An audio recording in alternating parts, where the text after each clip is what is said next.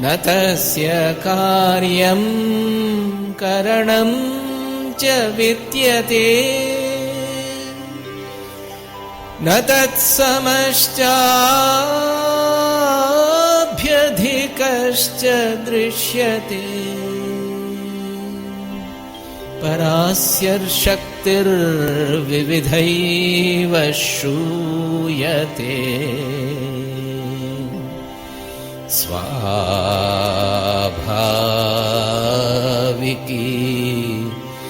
ज्ञानबलक्रिया च. This lack of fulfillment, lack of joy in us, that is what we call the inherent insufficiency we are suffering from right from birth, which is called in our Shastras Abhava Bodha. Abhava means not having something. So that makes us work. If we analyze our life, we will find that always we are acting to become happy. Is it not? But are we becoming happy by doing anything finally? Just now as I explained, that fulfillment doesn't come. We think that by doing this I will become happy. When we gain it, maybe for a moment or maybe for a few days we are happy. And then again some other unhappiness.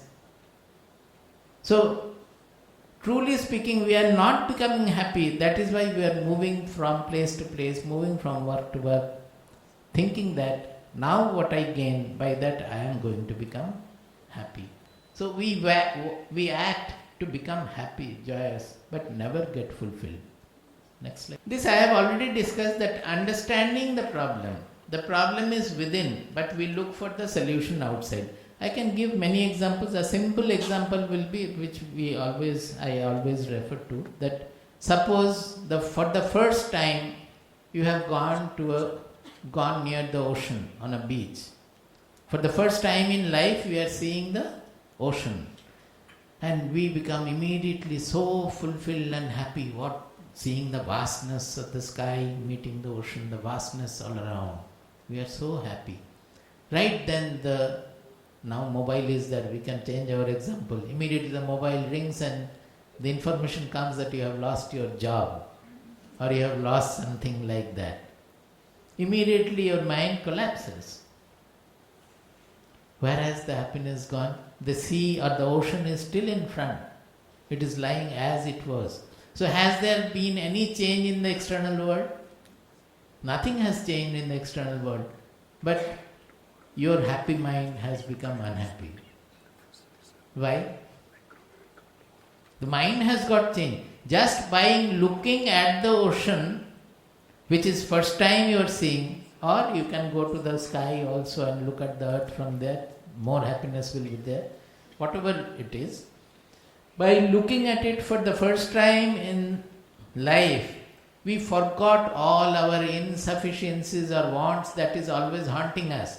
That I did not get the promotion, or the wife is not behaving properly, or the husband is not behaving properly, or my son is failing. Whatever, the mind is crowded with so many thoughts which is creating the disturbance and dissatisfaction. Seeing the ocean, suddenly you forgot everything. When you forgot, the mind became like the ocean, the mind expanded, it became like the sky, it took the form of the sky, and you got the joy from it. Like that, if you analyze each and every response of our mind, you will know that whenever the mind crosses the boundary of selfishness, whenever the mind expands, it forgets about its small demands and think of larger truth, thinks of all others, starts loving everybody, does not always look for love from here, there, small loves. We are always busy to look for small loves and complaining that the love we are not getting. We don't have to look for anybody's love. When we start loving everybody, we will be fulfilled. It is the love oozing out from within, welling forth from within, which is making us happy. It is not the love given by another person which is making us happy. That we don't understand. My whole focus here is to change our attention, our focus from outside to inside, because the problem is inside. Forget if you are not loved by anybody at all, you take a decision and come to a decision that I will not look for anybody's love anymore. I will start loving everybody. Even my enemy I will start loving. And you start loving. Somehow you start loving. Start hugging your enemy and say that from today I will forget all enmity. You will find that you are bubbling with joy. You are radiating. Your joy is radiating. You are flooded with love and joy. Where from it is coming? From within. So it is whenever our mind is able to surpass the constrictions, the selfishness, the want from outside, it automatically becomes joyous, it becomes fulfilled. So we can easily say that this is the natural property, that joy is a natural parameter, whichever term you like, of our mind, of our real self, of our real identity. Because our real identity is universal, it is not segregated. So whenever we allow the mind to become universal, to take its real form, we come closer to our real identity. Whenever the mind expands, it comes closer to the real soul, the real self, the real identity. So it shines with the properties of the self. Am I clear? Wherever you go, when you go near an oven, you get the heat from there. When you go near the air conditioner, you get the cold from there. Like that, whenever the mind leaving its small constricted occupation, it comes closer to the vastness of the mind, the self, the real identity, which is always unlimited, universal. It shines with that universality, the love, the joy, and everything. Is it clear? So, this was the discovery they made. Of course, it happened perhaps in a few steps as it happens. Even now also, if you do it, it may happen in a few steps. That when you look within and if you go beyond the boundary of our association that I am the body, I am the mind, I am the intelligence, I am the emotional, all the modulations. If you can go beyond that, when we forget the world, suddenly we get flooded with Ananda. When we forget the world means? World includes my one small personality also, which I generally think I am. That's a wrong impression, but that is also part of the world. My body-mind personality is part of the world, and the thought of the world includes that personality, and that is causing all the disturbances. When we forget the world means we forget our body-mind small personality also. Then suddenly we find that we are flooded with Ananda. We don't call it even happiness, we call it Ananda, because it is the basic nature, the natural truth, the basic parameter of our real identity.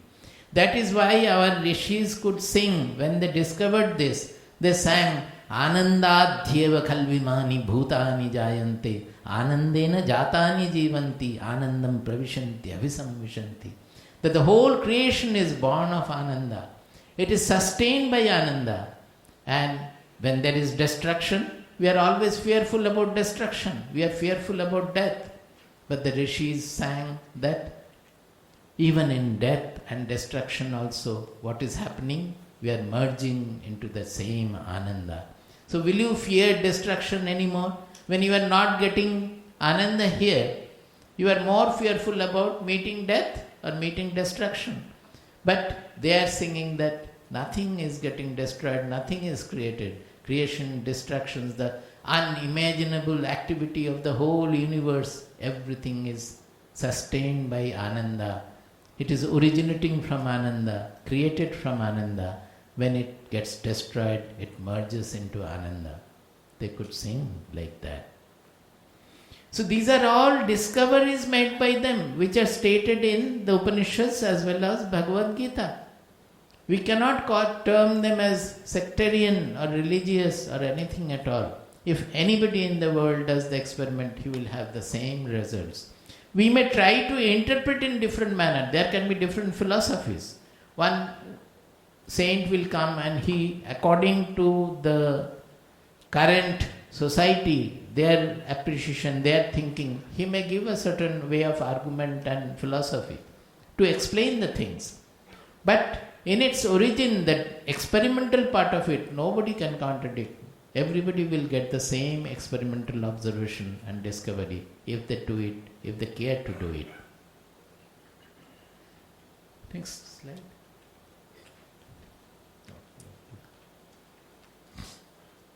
Now, Bhagavad Gita says that understanding the problem. We often think of Bhagavad Gita as, oh, it is Jnana Yoga, it is Bhakti Yoga, it is Raja Yoga. All these terms are there in Bhagavad Gita. But if we read the whole, if we go into the whole Bhagavad Gita, we find that it is a great synthesis and presentation of this experimental discovery of the truth. And the whole discussion, chapter after chapter, is based on understanding, not on anything else. Understanding depends on what? On intelligence. So the term they have used repeatedly is Buddhi Yoga. Buddhi Yoga.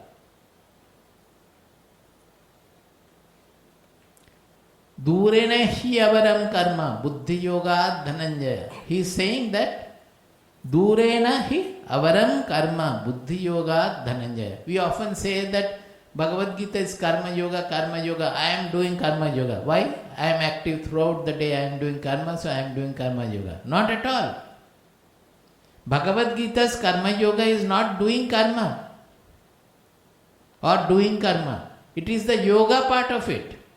If whatever we are doing, Karma means action. Whatever activities we are doing, if we do it with the Yoga attitude, then only it will become Karma Yoga. Otherwise it will remain Karma only. And according to Bhagavad Gita, Karma produces bondage. So if we are very active and we do lot of work also, unless we incorporate the Yoga attitude, then it will cause bondage. Whereas, that is, he is saying that Durena hi avaram karma, Buddhi Yoga Dhananjaya. The whole attitude of the Yoga attitude, we have to understand what is the Yoga attitude. That has been discussed in Bhagavad Gita. Whether it is Jnana Yoga, Bhakti Yoga, Karma Yoga, through everything, it is the understanding of what is this Yoga attitude. Yoga in Bhagavad Gita is discussed, defined in second chapter at Siddhya Siddhyo Samobhutva Samatvam Yoga Uchyate. Yoga is defined as Samatva, the evenness of the mind. Where from the evenness of the mind will come? It cannot come easily. We are always haunted with clinging to what I like, hating what we dislike. Is it not so? So as long as clinging to what I like, hating what I dislike is there, the samatva cannot come. So how are we to get over this clinging, that clinging to what we like and hating what we dislike? These are the matters of Bhagavad Gita. Now here I have just given that bondage is in the mind and intelligence. So liberation is also in the mind and intelligence. See how this experimental science of spirituality, Bhagavad Gita, Upanishads, they speak. It is not to get born in the womb of the mother anymore. We are always carrying on with these misconceptions that liberation, we think, liberation is after the body falls. That is only a religious term of liberation given for the general people, because the truth will not be understood by everybody. But the true meaning of liberation is Jivan Mukti. That is, wherever we are feeling the bondage, our mind is suffering from the bondage. We are not able to become what we are. We are not able to become happy. We are not able to become satisfied, contented. These are the bondages we are suffering from. The same mind and intelligence, similarly for the intelligence we are suffering from doubts, confusions, delusions. The same mind will become fulfilled. It will not look for anything from the world or from anybody, anytime, anymore. That is the liberation of the mind from its wants. the same intelligence will not be haunted by any more doubts or confusion. It will have the clarity. That is the liberation for the intelligence. So the bondage is within us, in our mind and intelligence. The liberation also must work there, and the mind and intelligence must be liberated from its own bondages, constrictions, insufficiencies. That in Bhagavad Gita it is given in 2.49, second chapter, 49th verse. Buddhau sharanam anvichcha kripanaha phalahetavaha. Buddhau sharanam anvichcha means take refuge in your buddhi. Now we say buddhi as intelligence, but truly speaking, buddhi refers to the source of the intelligence, where the understanding takes place. That is, buddhi we refer to when we are analytical, we are trying to understand, we are analyze this is true or that is true, that is the effortful buddhi. But deep within we have the understanding where without any effort the truth shines. Finally it has to be there. We may initially analyze various ways, this is this, this is that, but one day the clarity dawns, not out of any argument, that truth dawns in the mind. It is that source from where the knowledge is born. So he is saying always look for the knowledge, the source of the knowledge. Buddhau sharanam anvichcha. You take refuge in that. Why? Because otherwise you will be, whatever you are doing for phalahetavaha, for the result. Suppose we are undertaking a great endeavor. So we are opening a factory. Now what is the result of the factory? Suppose I am opening a car factory. Now should we not think that the factory should produce cars? We have to think. Not only that, when the factory is producing the cars, that kind of car should be marketable. It should be the demand of the society. There should be demand for that car in the society. The money spent on the factory should be managed in a manner that it is profitable business. So everything, this result-oriented thought has to be there. Without that, let us not have the misconception that it means only do your action and don't think about the result. Then can you do anything without thinking about the result? Suppose you put up a factory for producing car and the factory produces shoes or chappals. Will you accept it? Or you wanted to come here but you did not reach here, you went somewhere else. Always where any activity we do, can it be without a result? It is always with a result. But what Bhagavad Gita says is not the renunciation of the result, that after you have produced the car, you throw away all the cars or destroy all the cars. After you have learned in the college, when the certificate is had, you tear off the certificate. I am not interested in result, I am interested only in action. These are foolish misconceptions, but they are there, prevalent everywhere. Bhagavad Gita never says it is like that. Bhagavad Gita only points out that what is the final result. Result is not outside, but within. This is the first point I started with, that always we are looking outside. Everything is within. What result? That suppose you are looking for standing first in the exam. So your mind is always looking for that and you are clinging to that, I must stand first in the exam. So you are connected to study or to the first position? So only when you stand first you will be happy. If you become second, then you are not happy. So you are not getting, although you have scored well, you may fail also, you can have anything that you want to pass and you will be happy only when you pass. But if you don't pass, you will be unhappy. Bhagavad Gita says that be even to this. That means the result here is Ishtam Anishtam Mishram Cha Trividah Karmana Phalam. It is speaking about what I like, what I want to have, what I dislike, what I don't want to have. Those are the results produced in the mind. Whatever happens externally, those are the results produced in the mind. And it is asking us to renounce that part, not the external result. That means you should be poised and even-minded, whether you have whatever you wanted or whatever you got, whether you have got an adverse result or whether it is a mixture of the two. That means you should be evenly poised to accept the result which has come. That doesn't mean that you have not performed your action properly. You go to everybody, take all kinds of consultation advice, you look for all kinds of support, everything, you do the work to the best possible. But we are not able to do because our mindset is fixed to that if I fail in the endeavor, then what will happen? I will lose money, I will lose everything, this will happen, that will happen. That means your mind is not on the action at all. That is the phala hetavaha means that you are always connected to the ultimate, that I will be happy. By gaining this, I will be happy. This I will be happy carrot is the main problem. Carrot, why am I saying? You know that donkey and the carrot example, everywhere we speak. The donkey and with a stick you have put a carrot here. Seeing the carrot, the donkey runs. But as it runs, the carrot is always in front. So we fool the donkey by putting the carrot and make him run and carry our goods. Put it on the donkey. It runs with the load. But it never gets the carrot. It is like that we are looking for the fulfillment that it will never come.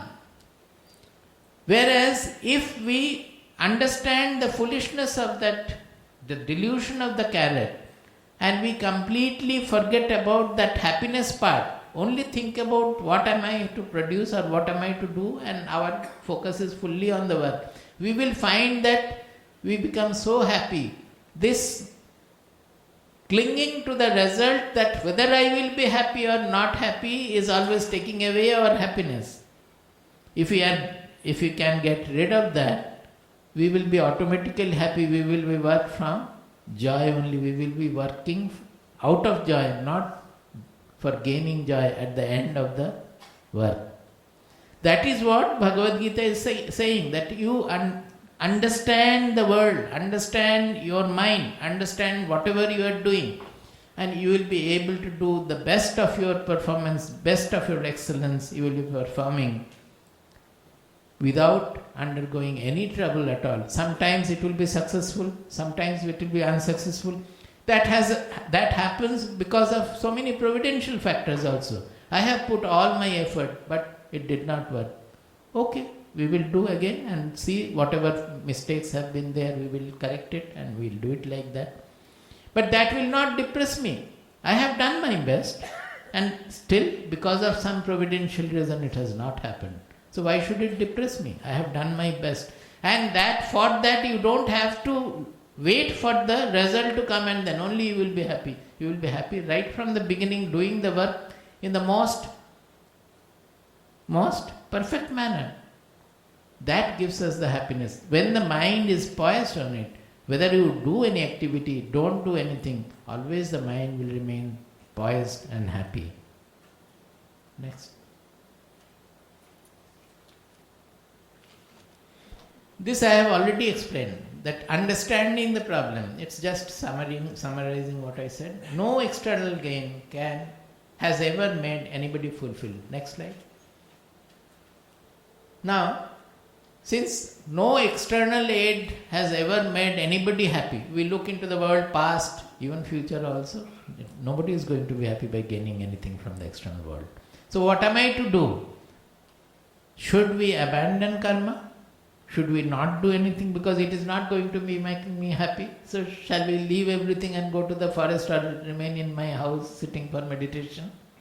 Or understand the truth and change our mindset so that we will be doing everything happily, and whatever comes we will do. Sometimes there will be success, sometimes there will be failure, but we will do our best.